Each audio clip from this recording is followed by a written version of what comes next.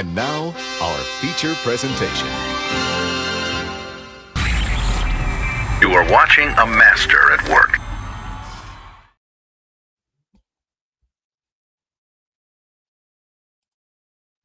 Well, hello everybody. Welcome to the third episode of the Combat Club with Capitán Rafucho and Zenith.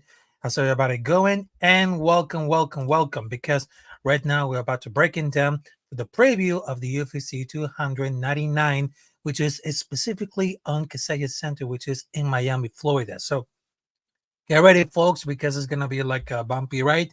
So right now on this third episode of the Combat Club with my co-host, Science Senate, we're about to breaking down a film study about one of the most extraordinary fighters that we're looking at the UFC Fight Night, which is an unbelievable like a victory, which is Beto Perdino from Brazil.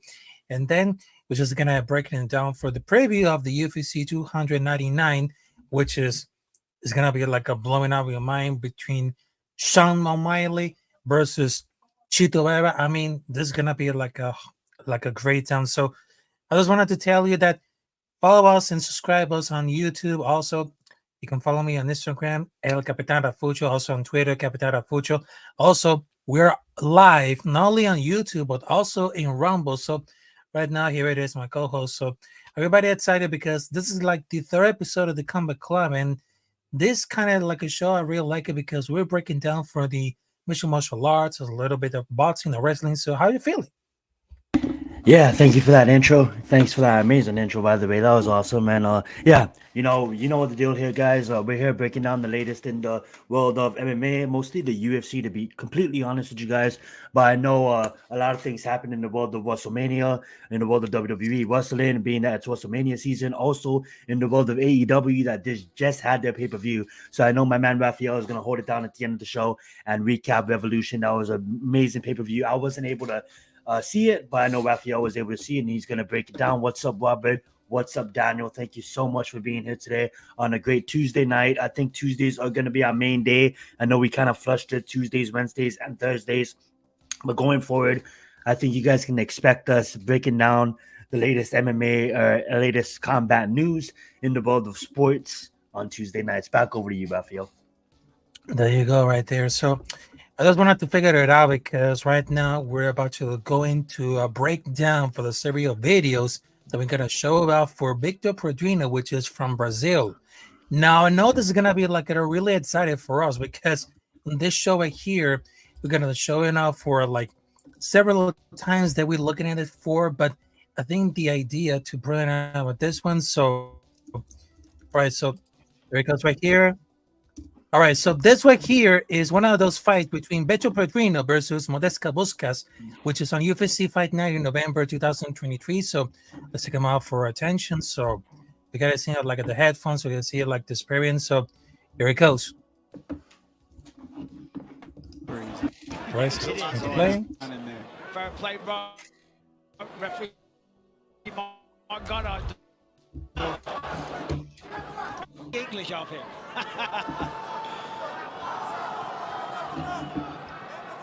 See, Petrino's been firing that jab from this stance. See if he keeps that jab going. It was working really well for him early.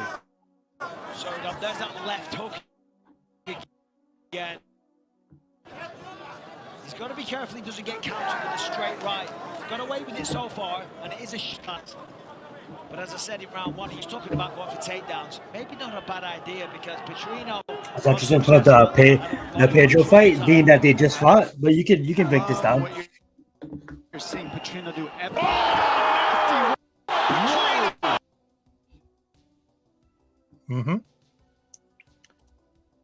All right, so do it for the like the technical issues, but do you guys see it like at the proof like at the Victor Pedrino?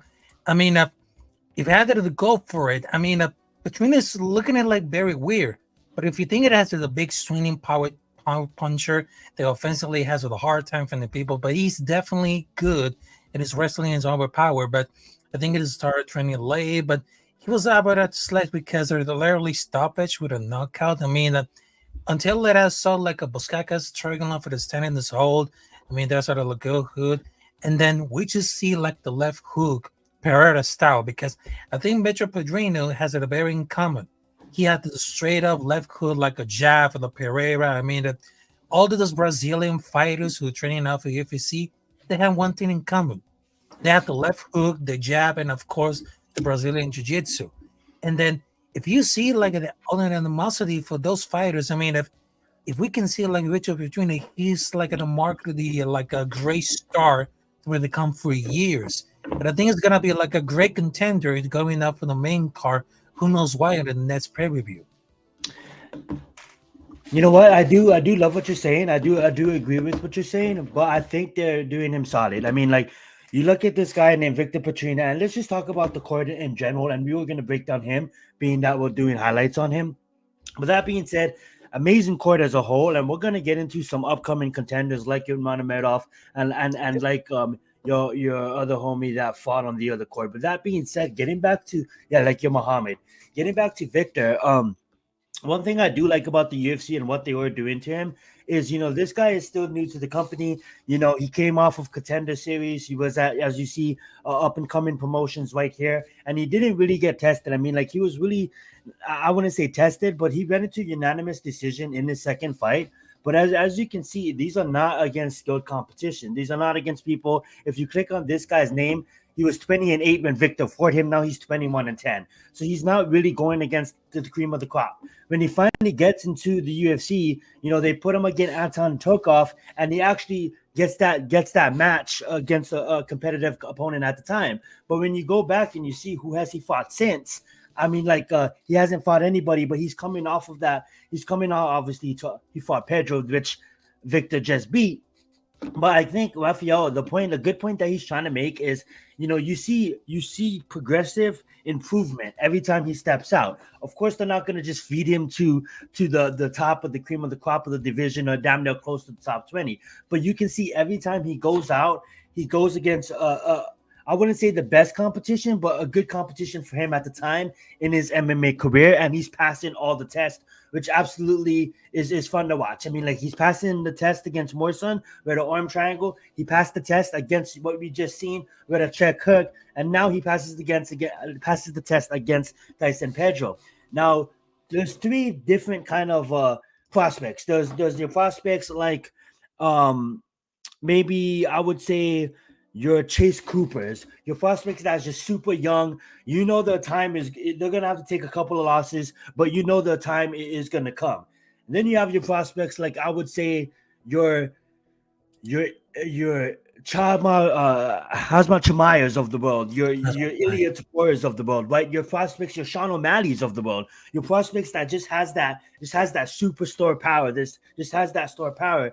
And then you have your prospects that kind of fit right in the middle. And this is why I kind of would put Victor. Rafael brings up a good point on wanting to talk about him, because when he said his name, I was like, okay, when we have Umar that we can break down, we have Muhammad that we can break down. But Muhammad and Umar, we already know they're grade A prospects. When you have Victor that is an A level prospect, that is becoming a grade A prospect, more people need to know his name, and he is eventually going to be a household name if he continues the streak that he's going on. So shout out to Rafael to want to break down his footage, because also too, not only is he proven to pass the tests in the UFC, the tougher the competition gets, we want to see that. Yes, 7-0s by knockouts, but at the end of the day, we got to get him against tougher competition, and what the UFC is doing for him right now is absolutely amazing. So back over to you, Rafael.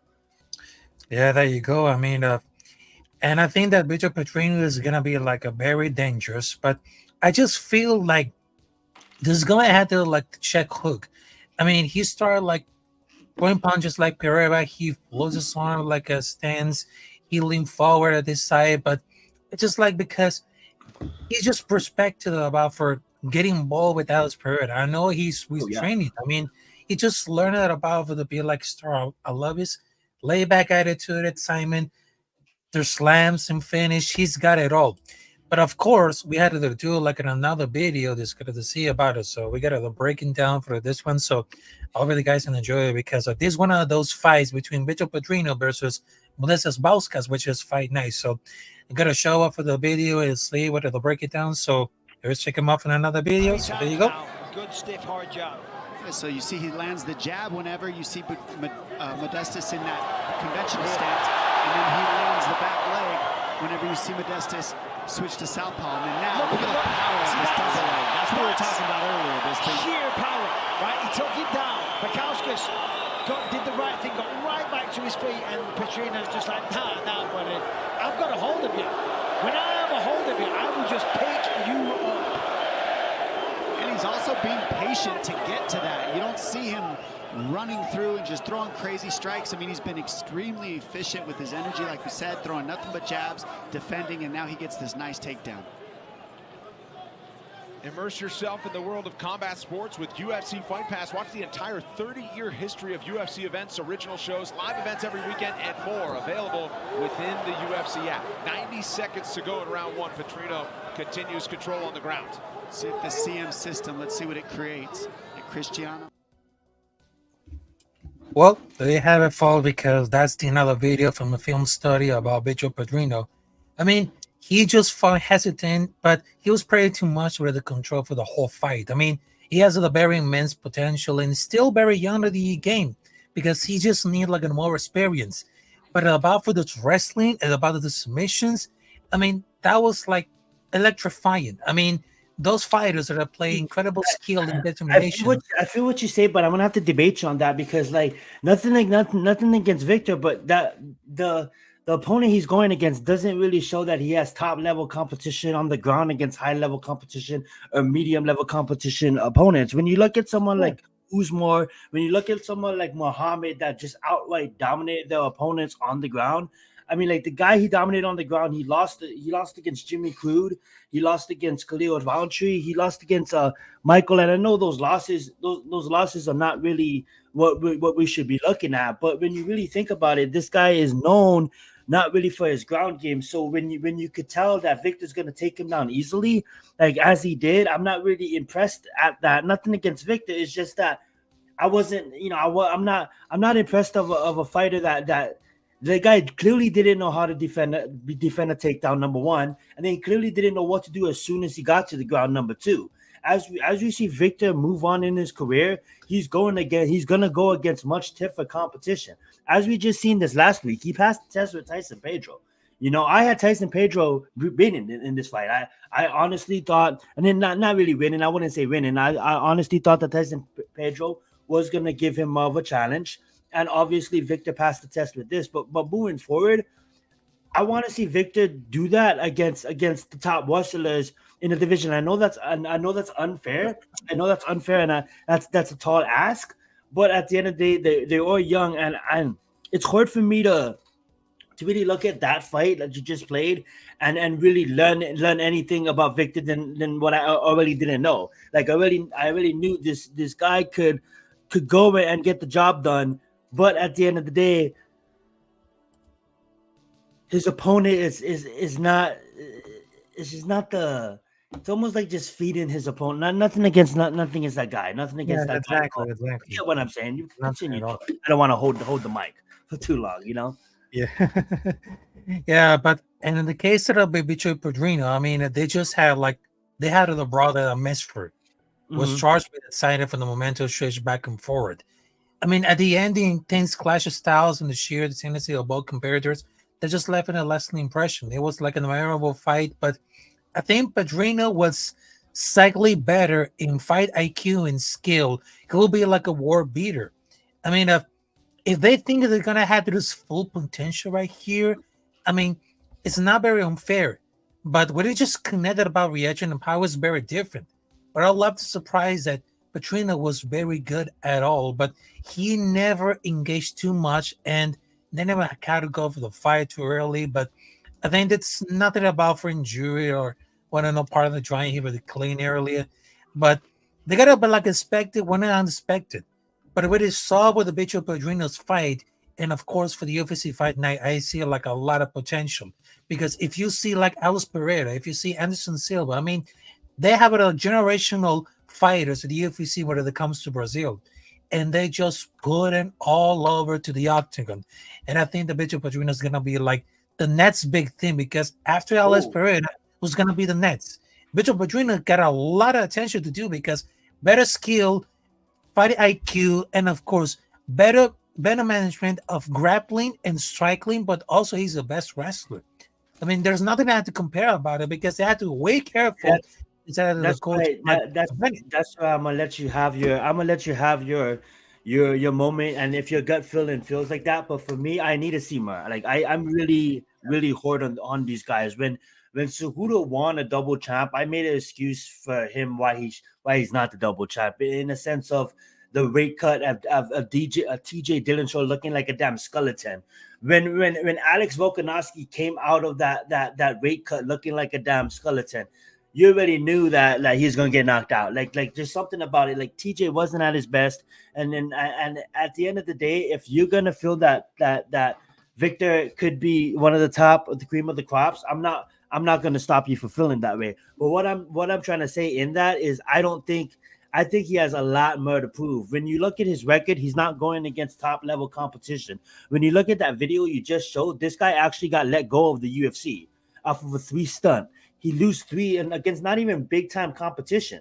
Jimmy Crude's known, Khalil Rountree known, but not even big time competition. He loses 3, and then he goes off of a little 2-fight win streak. They sign him back, and he's fighting Tyson, he's fighting Zach.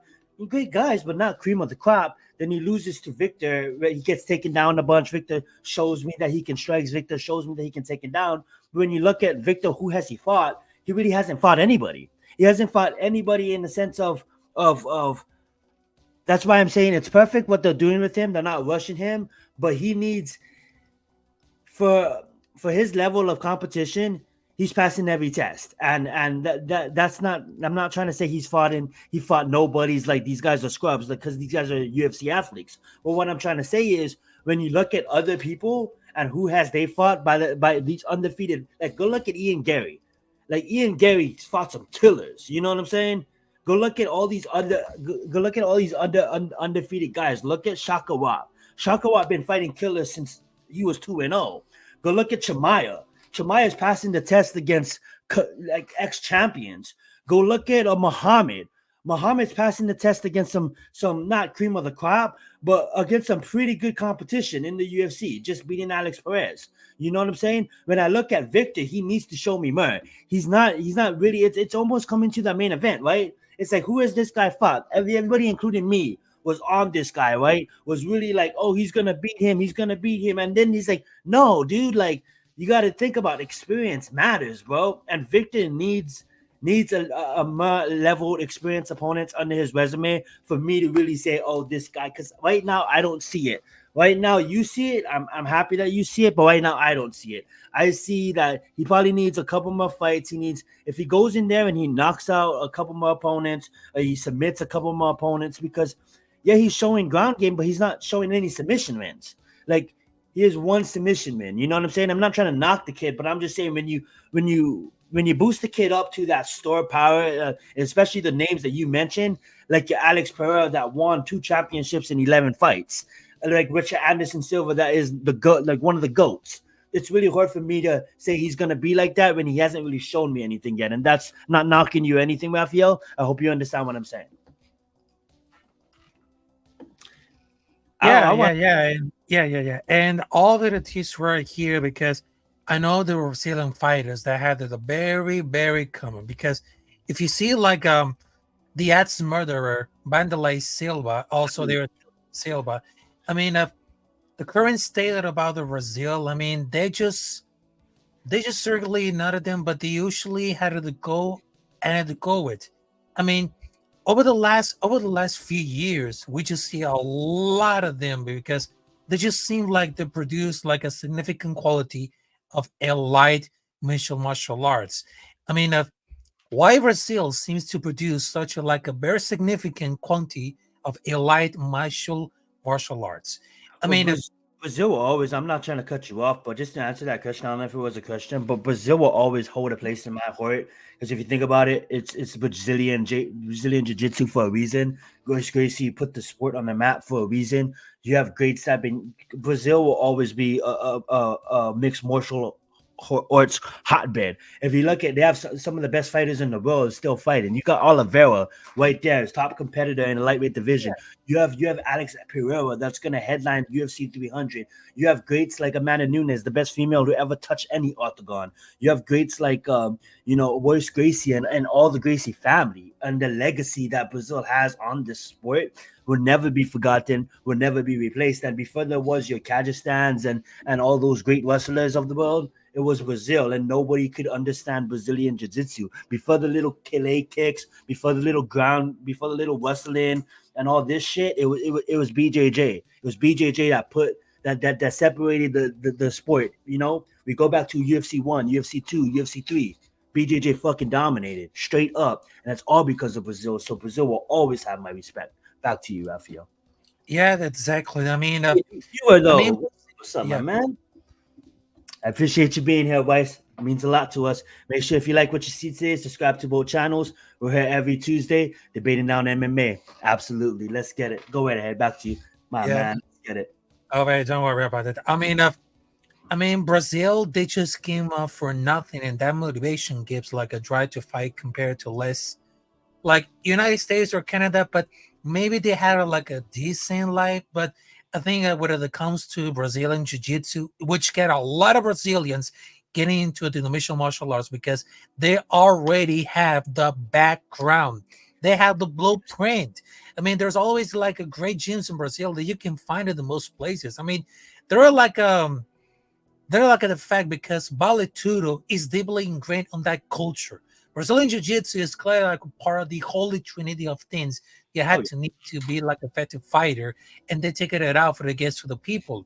I mean, not only about for the other major sport, which is soccer, but there's not like the same generally or apolitical combat sports, and they just have it at all. I mean, there's all like demographics because not only is so talking about for soccer, which is very popular in Brazil, but also they just got the best of the best mixed martial arts fighters ever in the history of the UFC, because they know for exactly because there's a lot of potential to populate the best fighter because we're better established with the sports with actual foundations, but kids don't understand what's the Brazilian Jiu-Jitsu.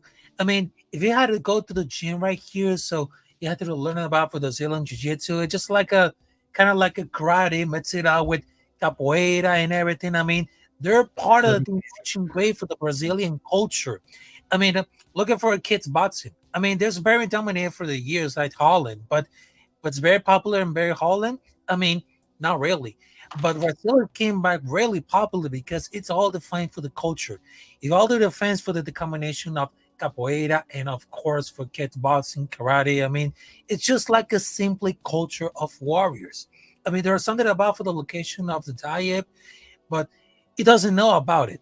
But it just came like a cover for like it seems like they're very popular in everything because they just came up for nothing, and here we are again. So they just got now Alexander, they just got Alice Pereira, they just got Anderson Silva, Barndelay, I mean Junior Dos Santos. I mean, they just came here for nothing, and look what they done after all embrace for the culture. So I think the UFC got the right correct to embrace the Brazilian Jiu-Jitsu from the beginning, which is like it's 1993, and I think it's very good to have to see like the knowledge and look what it got. So I mean, like even Victor Belfort was one of the greats. We got Damian Maya out there. We have so much greats from Brazil, and even if you look at, I think was the most tools you need to succeed in MMA or just in life. If someone asks me, what is the two martial arts you think is the most valuable, I would say Taekwondo because it teaches you kicks and balance,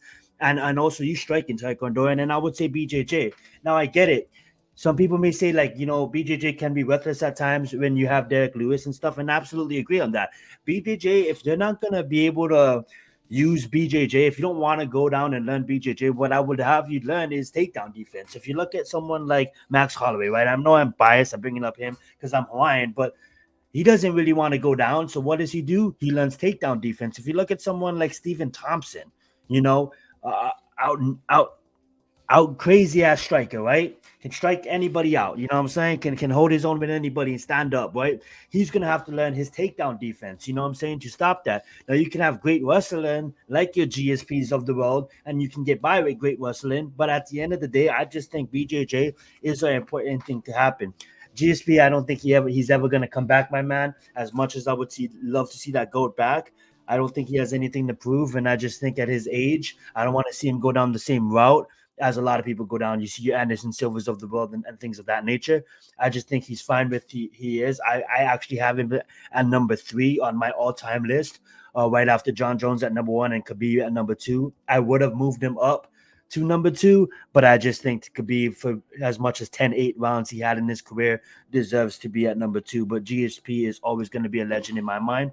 What I do want to ask you is, Steve, now we've seen this guy come in. He's looking like he could be a star one day. I don't want to jump to conclusions. He still has a lot to prove, but he's passing every single test that they put in front of him, kind of like Victor. So we have Steve and we have Victor. Now, I want to ask, what's your thoughts on Steve? And then I wanted to see if we can just touch on these two fights before we start previewing 299. Or, of course, anything you had to say about Victor. If you wanted to get into my film study, I'm down for anything. Yeah, I think that the Steve Irwin, I mean, it just got an amazing style right here, because if you saw at a Steve, because that was very interesting. I had to go for this fighting, this grappling style. I mean, it should have it at this one, but I think they're embracing almost got it. I mean, they just the Astro Boy. I mean, he just got a knockout for a 10 knockout for a round number 2. I mean, just boom. And then they just go for the press conference to say he wants Brandon Moreno. But I mean, he lots to explain, because they never missed in the moment better than the hype. But I think Steve Ursay, the Astro Boy, I mean, he got everything that he just got it. I mean, that man right here, he wants to be a one of the greatest stars right here. And I mean, this is gotta be very unique. He might be had this very good enough at the top of the sport. So he's not gonna repair how to go, but it's too early for him right now. I think Oliveira will eat him alive at this point. And plus 2, I believe it's a different division. Continue. I'm sorry, Rafael. Yeah, they say that we'll love to see Usyk versus Charles Oliveira. I mean, that will be a really great perfect. I mean, this is kind of because I know the last time they go it, because we just saw Steve Erickson the clean knockout. But it's something that had to prove it. I thought we'd go handing out for the title shot, maybe get to the top 5 first. I mean, I couldn't believe it, because we got to think about it too. I mean, he's in the damn bantamweight division. That there's featherweight, and then there's Oliveira's division. So the chance of Steve versus Charles Oliveira will probably never happen in the next 5 years, unless something happens. Oliveira's going to retire before they fight, because I don't. Steve will have to clear out his division and then jump featherweight. I don't think it's going to happen, but I would love to see that. I do agree with you. Yeah, exactly. I mean, if you had the soul for the fights, I mean, they just got on a lot of intense right here. But I mean, see, for all these fights right here, the most incredible. I mean, Steve had to go for the hardcore to the name for the 1 year ago. He's actually on the nerve to get a title shot. But I think feed him against Muhammad. Honestly, feed him against Muhammad. Look at that. He's on a one. Not gonna. He's only on a 3-fight win streak, so he's gonna need another contender. And if you look at Muhammad, I believe is ready to compete now. I think he takes the championship right now. I honestly think if it's not Ermor, it's him. I think Muhammad is the champion right now of the division. I think he's one of the best in the division. And I know I'm jumping your point, so I'm gonna let you go. I apologize. I get excited when we talk MMA. Please check me. You just say, "Hey, shut up, Zion. I'm not done." My bad, bro. I'm gonna mute my mic. I'll let you finish. No, because we just got a very important. And I see, look at a lot of chats right here today say, Rafael, I remember that you called Bulk versus Island. That was very magical. So, yeah, I remember one of those live streams that I just go into, because I remember that I was interviewed Ben Davis about for the possible call out for Bulk versus Islam Makhachev, and then that was getting ready about this. So I just wanted to call it a very magical. But I just see a very important. And after that, I was doing a live stream at the bar, because that was very shocking. And also I was because in and out with some random persons right here. And then there's the person that say, hey, are you doing like a live stream on the UFC? I said, yes. But I mean, but when it comes to both fighters, I mean, that was very incredible. But I mean, for that case of Muhammad Mukabet, I mean, he gets it all. He gets everything at all. I mean, that was just like a very weird, but I think the shot, not very impressive, but always pressure. But he's getting like at a great position, but he headlock. But he always statements for the position, for the better position. But I think he kept forcing wrestling again and again and again. But he ever when it was reversing, taking it down for reversely. I mean, he was winning at the third with the strike lead. He should have kept doing that instead of wrestling. But the instinct is very hard to defeat. It's very hard to defeat. I mean, when it comes to Paris, he had so many chances to make more damage. But I think that Muhammad Mokabet, he needs more time. But he will not like a loss for the top guys. I mean, honestly, they just made like a body falling apart. But I don't think this is gonna be happen because it's not that it's sufferable, but I mean, he constantly like sitting down and constantly battling illegal knees for the hands on the ground. But they gotta show it out for the levels, showing out for the levels, and they show it well to allow knees to down opponents when the wrestling gets compared to guard pulling. I mean, that was like a pretty weird. When it comes to the ground, the opponent rule they needs to about to change at all. Yeah, you can't just drop your head and absolutely think you're gonna do something, because honestly, that sometimes in the eyes of the judges, they could easily think that you're hurt. Like, it looks a couple of times like I honestly thought he got hit when he literally is just dropping. I think that's something that I think honestly that's just a bad game plan. That's the first time I've seen him drop like that in his fights. I mean, like he did it several times. He did it several times, but I didn't see him do it that much as he did it in this fight. To back my point though, I honestly feel like that was a game plan. I think he's gonna go back in the lab, and I think he's gonna work on that. I think you don't do that, especially against where you're ranked right now. If you look at where he's ranked, he's not ranked at number 7. This guy's obviously going to be fighting for the champion soon. I mean, like, this guy, shout out to Pantoja, but man, we got some killers coming up. And what do you feel about Muhammad? When he's going against it, yeah, I said give him the title shot automatically, but at the end of the day, I do believe he's the future champion.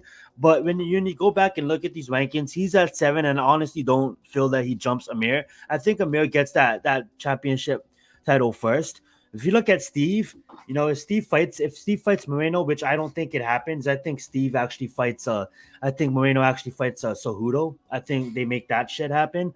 And why not just Steve? Why not just match up Steve and Muhammad? Because even though Steve only has 3 fights in the UFC, I think Steve's down. I mean, like, if Steve's calling up the number 2 in his division, like, I think he's down. I think he's down. So I mean, like, what do you feel about Muhammad matching up with Steve? They just fought on the court, and then they're both similar in ranking. You know what I'm saying? Yeah, no, because they just literally had to go for it, like, because the pressure on it. Because I didn't Muhammad Mokhtar, they had just getting like a very involved about the struggle about those wrestling styles and also for grappling. But I get it. But sometimes I had to go and to see like who's gonna be in providing all this something like that. But it kind of like do not understand whether to go in something like that. But I mean, they just get it. So it's very hard to define how this go, like who's gonna be like the best of it now. And I think that he needs to improve a lot. Because I know this is gonna have it like this one, and it should be like an apprentice out of the going one. So yeah, I know it's been a happy like at a half hour talking about for like at a breakdown for Victor Pedrino, also for the impact of the Brazilians. So right now, let's get into the second topic, which is very important to see what I got right here. So here it is, folks. So on this Saturday, it's gonna be like a great party at the city of Miami. So they got to blast it off for the music right here. So we just got 2 amazing fights at UFC 299, which is Sean O'Malley versus Chito Vera, the second part, and Poirier versus Saint Denis for the lightweight bout. Now, a lot of people didn't understand it because it's going to be like a feel-good rematch because it's literally, they have the better card. I mean, they got to bet you up, like, imagine it's going to be like a 300, but it's going to be like the one position. But I think that Janet's seen it like a something big, something aside from the box that's no way they're thinking about it. I mean, there's gonna be like he's gonna announce he's gonna put out for retirement, something like that. But I think they're gonna try it to be like he recognized it a majority had it to go for the young adults right there. But I think they have it to go for the rematch between is gonna be like very normal. But it's gonna be like an interesting title fight between Sean O'Malley versus Chito Vera. I mean, they have it the difference between the two fighters. I mean, they have a lot of intensity and they know each other for like this grappling, the striking. I mean, they couldn't believe it at all. I mean, it's very, very difficult to make it on the paper, but there's like a competitive fights and so many underdogs. But I think it's gonna be like really insane at all. I mean, they had it certainly like more audience, but I think I would love to see Cena winning O'Malley. He probably got like the hot take, but he's very dangerous and well-rounded with a good power. But I could see him like a very rocking with big shots in the face in the round number 3. I mean, that could have happened. But I think the only reason because they chose enough from the Miami because they just wanted to pay homage for 305. But I would love to interesting like between of Jorge Masvidal, but that couldn't happen. But I think that fight between Sean O'Malley versus Marlon Vera, which is the Chito Vera, I mean, they just wanted to convince it's gonna be like a title fight. But it's very stacked at all because it has really stacked at all. Because I mean, the main card is gonna be like a really stacked. But I think that reason right here, I mean, if they got to put on this here, but you have to be careful, Sean O'Malley. He could be very controllable for the striking, his grappling styles, and of course, he'll leave you on a knockout. I remember that he was watching over Sean O'Malley versus Aljamain Sterling to get him taken down for the title. That was just like in a moment that I'm waiting for. And after that, he wants to defend the title, but with an old rival, which is Tito Vera from Ecuador. And then, boom, staggered off it again for the UFC. So right now, let's go back for my co-host to see was it had to be big important for the main card. I mean, it's fully stacked, including the revenge of Sean O'Malley versus Chito Vera. I mean, this is gonna be like a unbelievable. So you go. Yeah, dude, absolutely. This is gonna be an absolutely wonderful court. And shout out Danny. Shout out all of you guys for being here with us on a Tuesday afternoon, man. Late at night if you're on the East Coast. But that being said, man, this is such a fire card. It's so stacked with so much different fighters. Like if I had all the time in the world, we'll talk about every one of these fights. But that being said, we're gonna start with the 9th fight on the night with Jolton O'Malley. I mean, like this guy is gonna be the future of the sport right here, and he's proven that. I mean, like. What a killer. He's stepping in there. He's handling every single test. I mean, like, Biggie Boy just showed us how dominating he is this past Friday. And he handled him at a real naked choke in Mountain Road with no fucking problems, okay?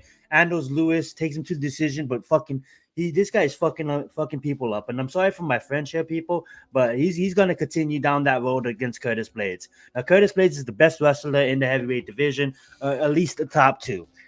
Jolton's gonna prove what the next generation has to come and offer. I mean, like Ilya just proved it against Alex. Nothing against Alex, but Jolton, guys, he's one to watch.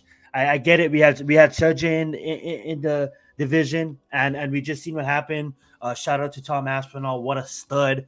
You know what I'm saying? But when it comes to clearing up the top, that he's right up there. Jolton O'Malley is right up there. So keep an eye, guys. Keep an eye on that fight.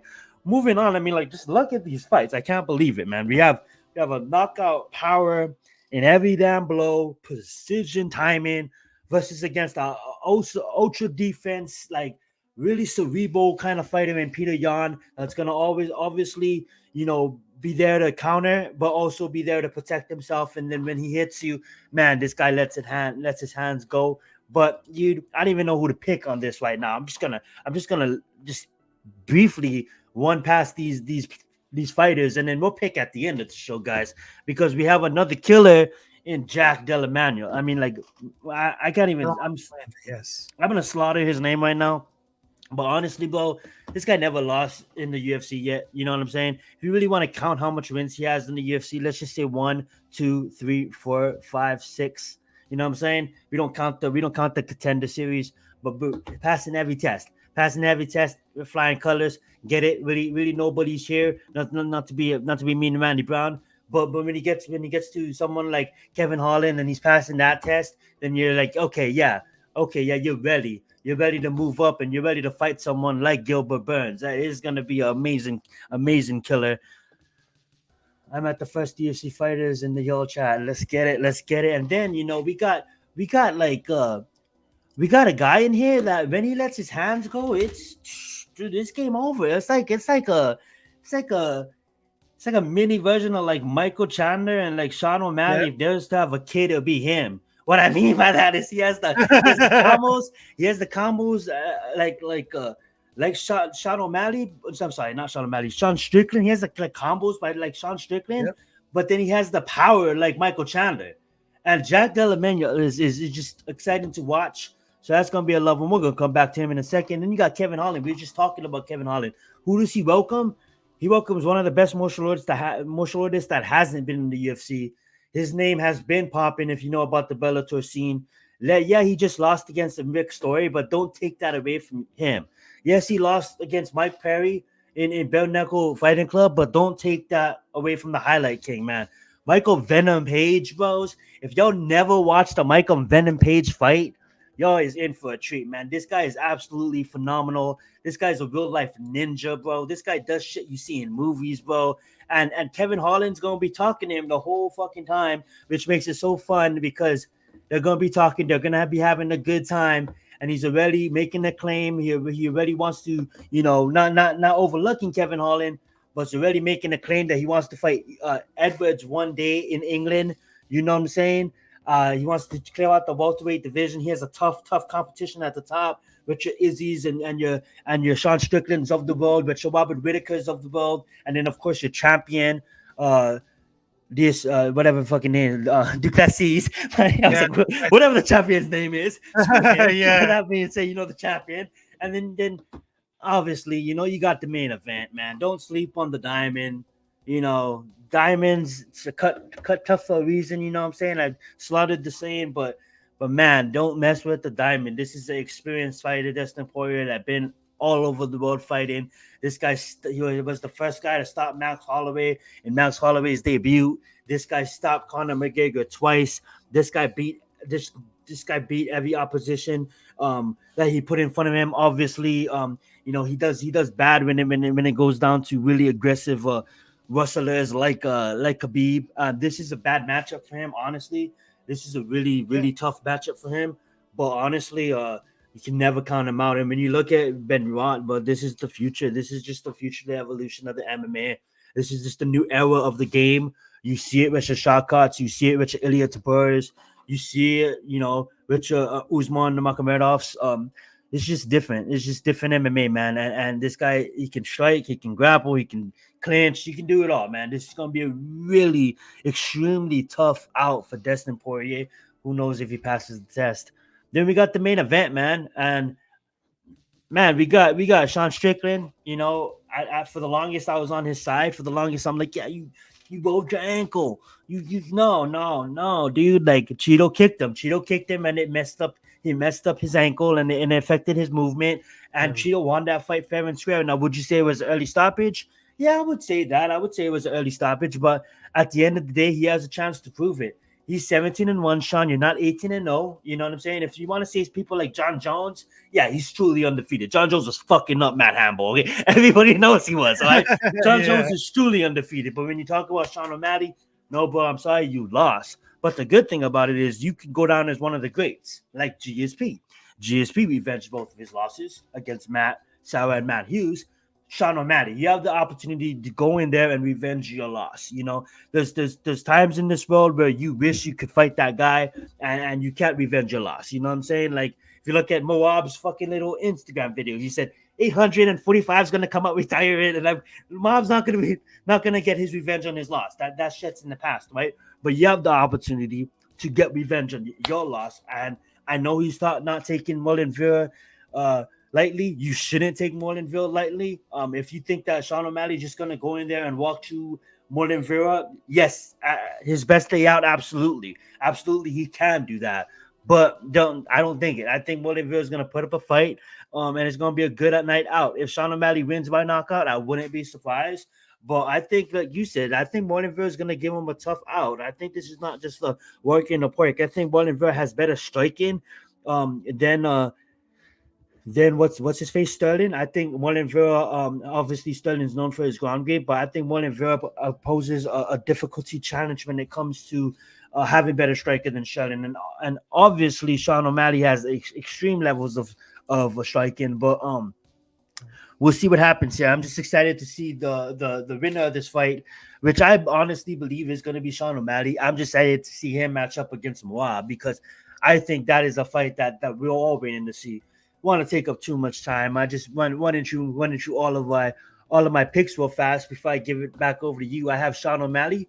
I have Destin. Yeah, something about it. Destin never lost 2 in a row, and I'm just gonna go down to experience. And this is when he finally passes the test against your really big aggressive wrestlers and your grappling phenoms like a Benoit. So I got Sean O'Malley. I got Destin passing the test. It's funny how we say Destin passing the test when he's an experienced fighter.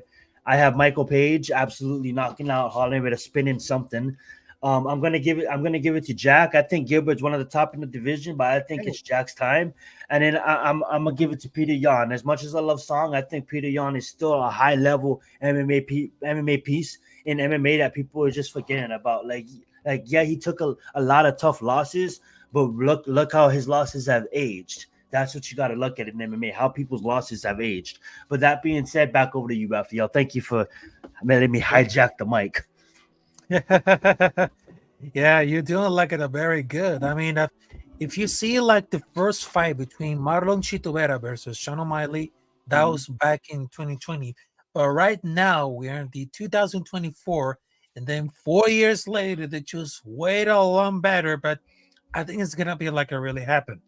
But I think that between for the style of Chito Vera, he's very modern and 5 rounder. But I hope it's gonna be like a he would test it. I mean, that's a fight who can win if Sean's past at least early. I mean, the nerve that it got him to see, like, if you see Sean stumble at the minute 2026, which is under the first round, I mean, they should have covered it like the whole thing would have to go with.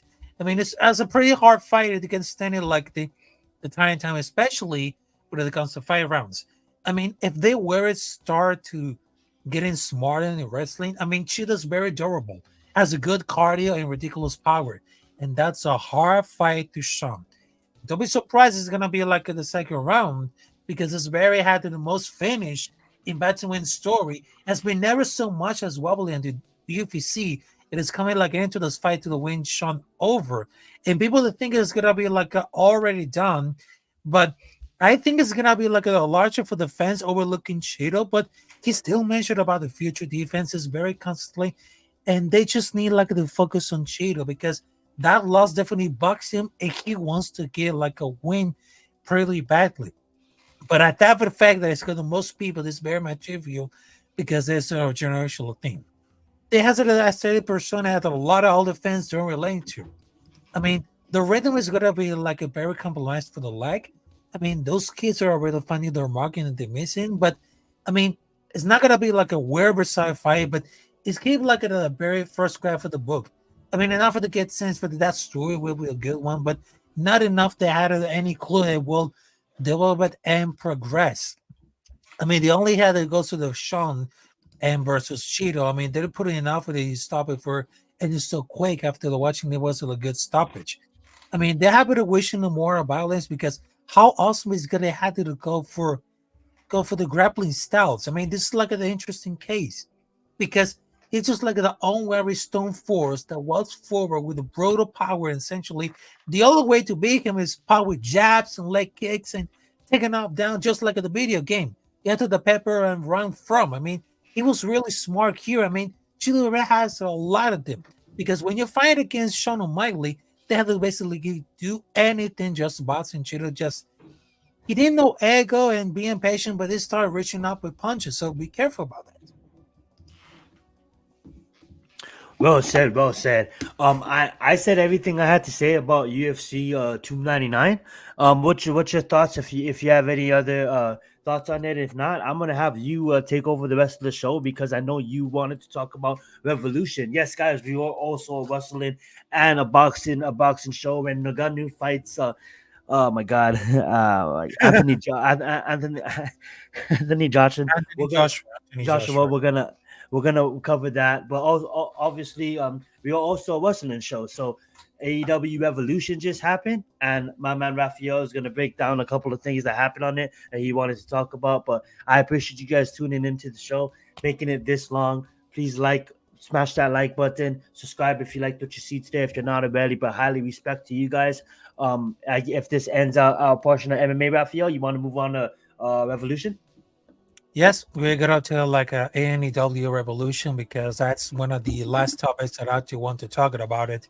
I mean, I just saw for the highlights revolution. I mean, it's man, what can I say about it? I mean, Sting is one of those last man standings that I just watch it, and I'm very glad that he just put it all for the heart for the last match.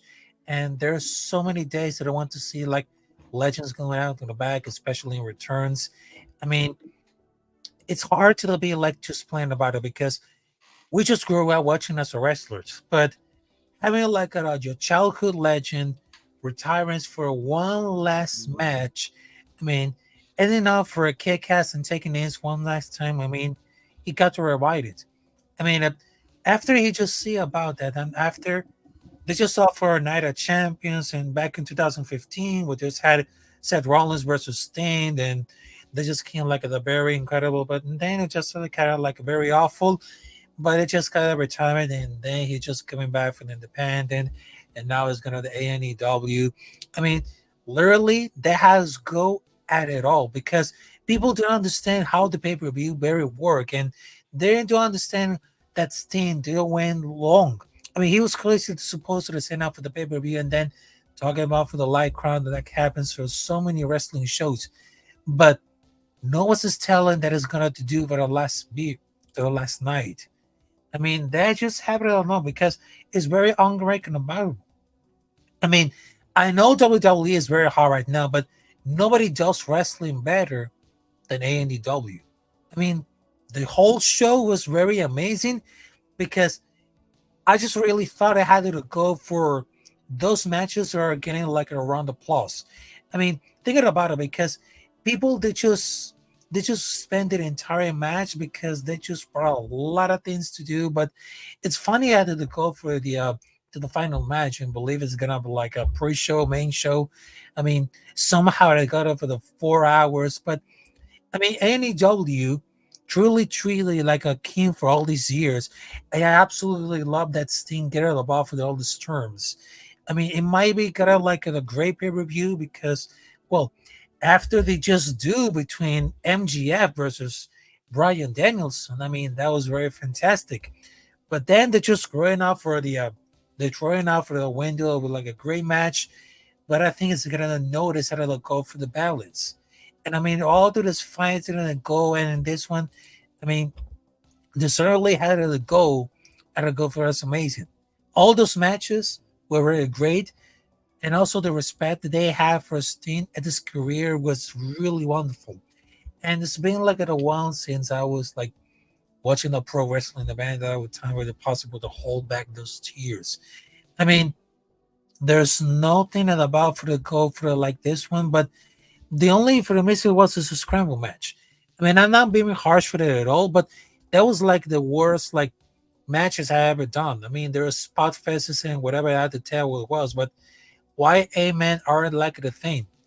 But in my reality right here, there's like a great show, Crown sounded. I mean, Takeshita versus Osprey was really nuts, and it came out to 10 with like a good variety about it. Every single match was very enjoyable.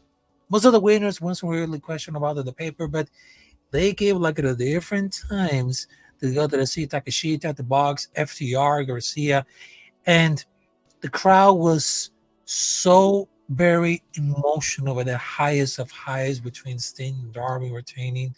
I mean, Danielson shaking Eddie's hand, which is pure ratio between Hangman and Serve. But I think that we have the spirits and the most emotion out of the wrestling card in a long time. I mean, there's a lot of thoughts that I got off an amazing night and how Tony Khan did the right thing having in Greensboro had the rafters one more time for Sting, which is exactly the way in that place it should have been ended. There's legendary sell out. There's no empty seats. There's already done. There's already done.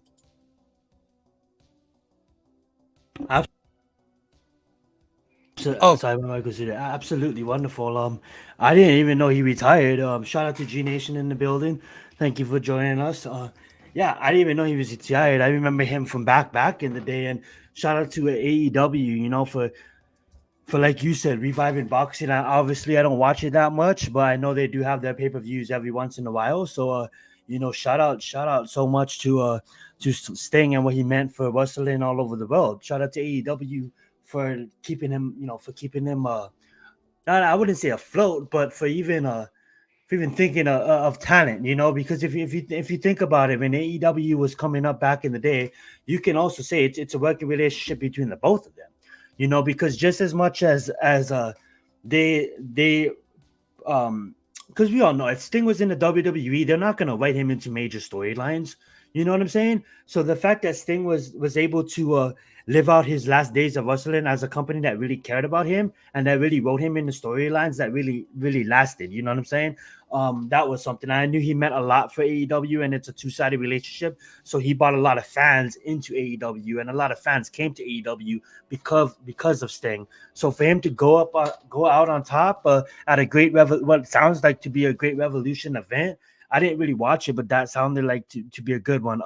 Before we end the show, though, I don't know if you guys done here. We do have to say who wins between the boxing event this weekend, because we do cover major boxing. And because right now I had to go to the schedule from 2024. Mhm. I mean, there's a lot of things I have to go with because it's gonna be like a big time for anything. I mean, this March is gonna be like so great because they just had in Riyadh, Saudi Arabia, which is Anthony Joshua versus Francis Ngannou, which is in 12 rounds, heavyweights. I mean, that should be like a really interesting. So after that, they had in March 30, Las Vegas title fight, Team 2 versus K Thurman, 12 rounds for the World Boxing Organization junior middle title. Also in Brooklyn, they just had the title fight, Devin Haney versus Ryan Garcia, 12 rounds for the junior welterweight title, which is on Brooklyn. And April 27th is going to be on Leeds, England. Josh Taylor versus Chaka Terwell, also 12 rounds, junior welterweights. I mean, what are the most excited I had to go because Anthony Joshua versus Francis Norgood had to go with. But I would love to see like Devin Haney versus Ryan Garcia for the welterweight title, which is a must watch for those boxing fans just like us. And I think it's going to be like a great opportunity because right now, I said about the jab and everything because the intensity of those athletes is undeniable. It's undeniable. Yeah, I mean, like they're all over social media. YouTube is recommending things. You know what I'm saying? Ryan Garcia sounded like he smoked 100 packs of Newports. Like I don't know what's going on right now. I know there's a lot of rumors about his financial situation, but that's not my business. All I know is for the fight's gonna be absolutely electric. I hope that I'm not trying to be a dick, but I hope that Devin Haney gets through Ryan Garcia, which I believe he probably will. Nothing against Ryan Garcia because I really want to see him versus the Tank. I think I'm not even a big fan of boxing. I'm an ultra extremely low casual, only come around once or twice a year when these big fights are going on. And I want to see him versus Tank. I think Devin Haney versus Tank is the fight to make at that division. I know there's so much divisions in boxing, but if you guys want to watch boxing live, G Nation Talking Inside Sports, you know he does Leather to the Face every Friday, every Saturday night. I'm sorry, for big boxing MMA events as well. Go check him out as well if you guys want your boxing fix. And then as far as the fight this upcoming weekend, you know, we got I believe it's this upcoming weekend. We got Ngannou versus Anthony Joshua. I think Nagano has a real opportunity here to really make his claim in the world of boxing. Nothing against Anthony Joshua, but I just feel that he won against Tyson Fury. I truly believe that boxing wasn't going to let him win that fight. He was going to have to knock out Tyson Fury to win that fight, but he won that fight. At the end of the day, I think they actually respect him now.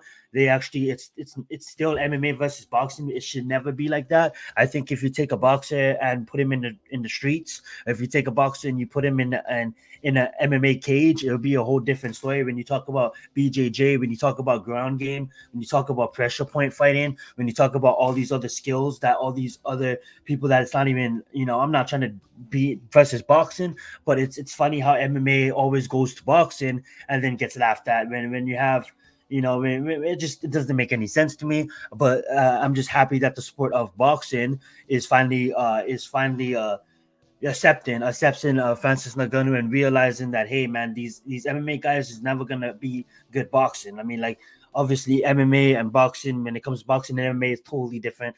You can never outbox a boxer, but Francis Ngannou has shown that he can hang with these boxers. So that's what I'm hoping for. I'm hoping that he can go hang with Anthony Joshua. He makes it a good event. Shout out to Saudi Arabia, for doing what they're doing. They're going to be running out of oil in about 20 years, so they're going to need to come up with some kind of way to make money, but nothing against Saudis. Absolutely wonderful people. But that being said, though, back over to you, Rafael. Kidnapping sports, bro. So, well, of course, I had to go for the time right here. Yeah. All right, so I got for the time between the fight between Anthony Joshua versus Francis Ngannou, which is on Friday, March 8th, which is at 6 p.m. Eastern time.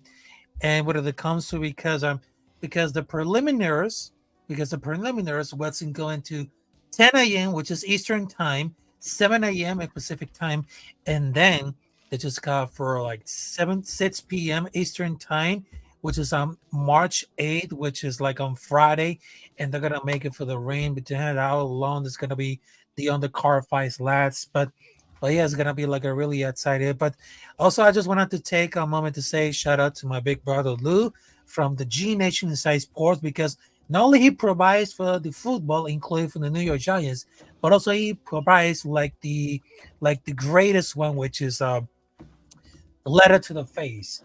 I mean, those are gonna be like an amazing things right here. But I would love to say this because right now it is time to get an opportunity, and I'm sorry to do it because right now, I mean, it's time for like to see all those fighters right here. But I think they have a lot of control on it. But I've been saying that because that being said, the third episode of the Combat Club, also subscribe to us. Zion Zenith, my co-host, Rafael Chacín, as known as El Capitán Rafucho. Also, you can follow us on Twitter, Instagram. Also, they just got out right it. So I just wanted to tell you, have a great night, folks. And of course, I will see you there next time. So that being said, hello to you. Let's get it. Absolutely. Let's get it. Have a good one, guys. Let's go. Have a good one.